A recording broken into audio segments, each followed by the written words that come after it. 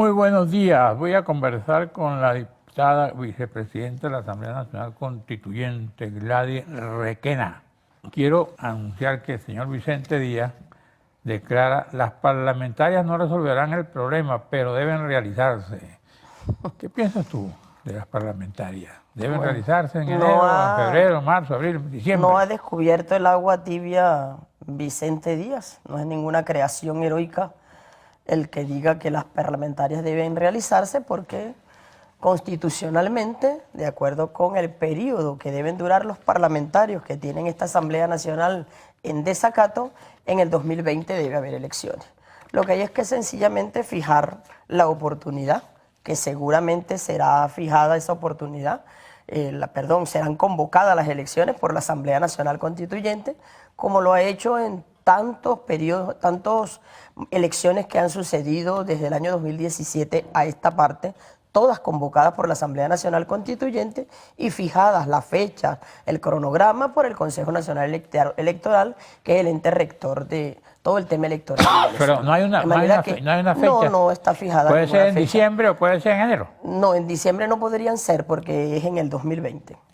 En el 2020 deben realizarse en el primer cuatrimestre, en el segundo cuatrimestre, en el tercer cuatrimestre. Bueno, en diciembre todavía está. Recordemos que el periodo vence, ¿perdón? Diciembre no es 2020, pues. 2020. 2020 es desde el 1 de enero hasta el 31 de diciembre. Por eso. Eso puede ser en diciembre.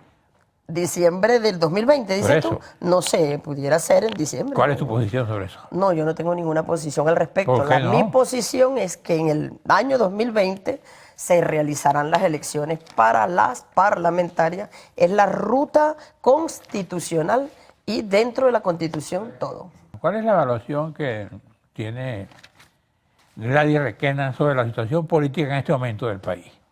Bueno, una situación con complejidades, una situación que, como tú sabes perfectamente, Carlos, tenemos un buen tiempo siendo agredidos, y el pueblo de Venezuela agredido por un guión de desestabilización liderado desde escenarios internacionales, fundamentalmente desde el Departamento de los Estados Unidos y de Estado de los Estados Unidos, donde la oposición venezolana, la derecha nacional y la oligarquía nacional ha jugado un papel fundamental para mantener ese guión de desestabilización, una guerra económica multifactorial, totalmente expresada, no solamente guerra económica, sino también guerra mediática, guerra psicológica, guerra financiera, ataque a la moneda. Esa es una situación. Actualmente, producto de las convocatorias a diálogo que permanentemente ha hecho el presidente Nicolás Maduro, se cuentan más de 600 convocatorias en todos los niveles, tanto en los sectores empresariales, los sectores políticos, los sectores sociales. Esa convocatoria ha llegado a una nueva etapa, una etapa que ha sentado a una oposición, a unos sectores de la oposición. No fueron los primeros, unos primeros tomaron la iniciativa, otros se adhirieron posteriormente y sigue abierto el canal para las adhesiones. Y bueno, estamos en una situación de una relativa estabilidad. ¿Ese diálogo tipo Barbados va a continuar? ¿Cómo? ¿El diálogo tipo Barbados? No necesariamente diálogo tipo Barbados, porque el diálogo tipo Barbados y otros momentos de diálogo que se han puesto fuera del país han sido violentados normalmente por los actores de la oposición venezolana que han acudido al diálogo y que entonces, después que acuerdan una cosa, luego vienen con otra. Entonces, ¿verdad? Del otro lado. De manera que el sector revolucionario, el campo revolucionario, cree en el diálogo, lo activa, lo sostiene y no se cansa de convocar. Bueno, aquí dice Gladys Requena: una parte de la oposición aprendió la lección. Cuando regresemos me va a decir dónde está esa parte de la oposición.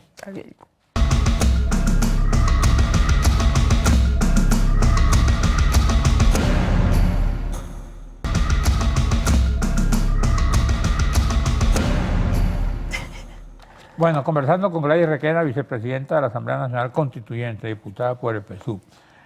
Y aquí dice ella que Gladys, una parte de la oposición aprendió la elección. Sí, ¿Cuál yo es esa creo parte que de es la un hecho público y notorio, sectores liderados por gente que no son nada desconocidas, como Claudio Fermín, como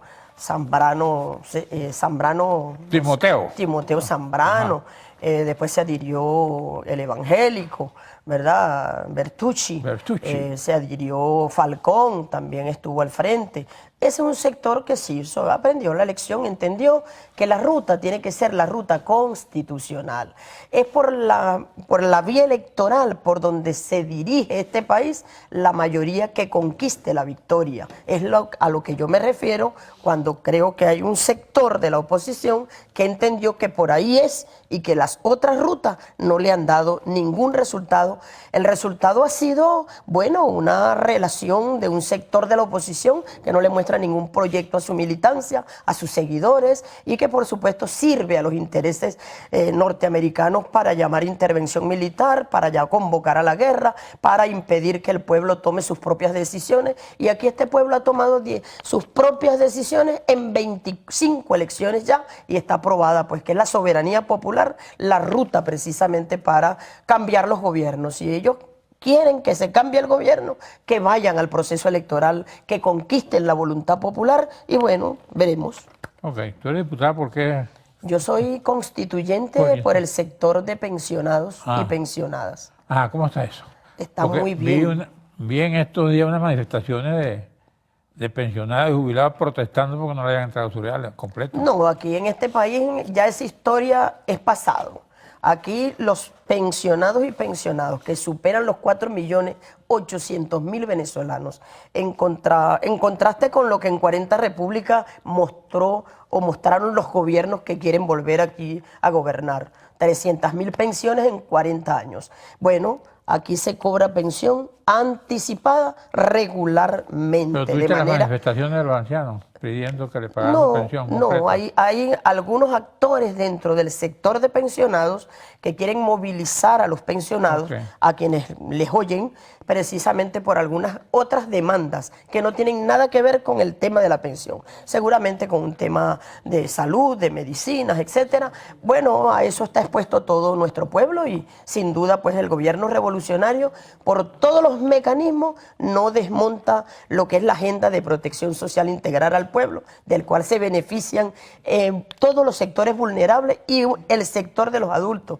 y las adultas mayores, como las personas con discapacidad, son sectores en primer lugar atendidos con prioridad por la Revolución Bolivariana. También tuvimos una movilización de adultos y adultas mayores el Día Mundial de las Personas de Edad. También pudieron ver más de 1.000 adultos mayores que desde la Plaza del Venezolano hasta la Plaza Lina Ron nos vimos el 1 de octubre y allí cantaron, disfrutaron y por supuesto también plantearon sus demandas. Una demanda que hay en el sector adulto mayor es el tema del pasaje, el medio pasaje que deben pagarse entre las zonas urbanas y la gratuidad del pasaje dentro. Ahí le estamos haciendo exigencias a los alcaldes y alcaldesas para que los transportistas, las líneas de transporte hagan cumplir la ley, cooperen con el sector y con el pueblo venezolano a que esa ley, que es la ley de servicios sociales, se cumpla. Está establecido en el artículo 59 de esta ley la gratuidad. Eso es un tema que pusimos en evidencia allí para compartirlo con los alcaldes y alcaldesas de Venezuela para que ellos también jueguen su papel. Estoy convocando a todos y a todas,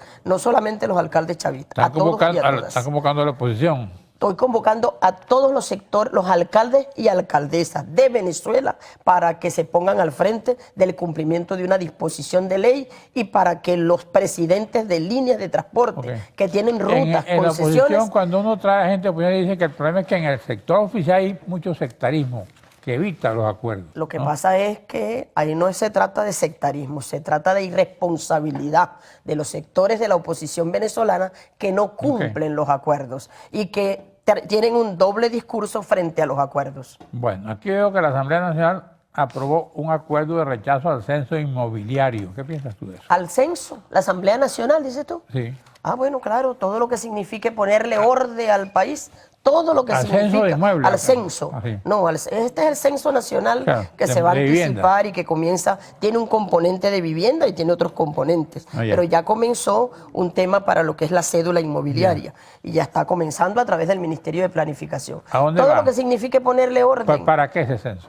Bueno, para ubicar a cada venezolano y a cada venezolana, que esos inmuebles puedan estar debidamente identificados, puedan pagar sus servicios, puedan hacerse beneficiarios de lo que signifique la política en relación con vivienda que lleve el Estado venezolano. Y ese es un censo que no discrimina a nadie, es un censo dirigido a todo el pueblo de No Venezuela. es para quitarle la vivienda, dicen. Bueno, esos son los fantasmas de la oposición que viven con el fantasma del castrocomunismo, que tampoco es verdad que claro. en Cuba le hayan quitado vivienda a nadie. Aquí Venezuela ha dado cerca de 4 millones, ya vamos rumbo a los 5 millones de viviendas en el plan hasta el 2025. De manera que el gobierno que ha dado vivienda es la revolución.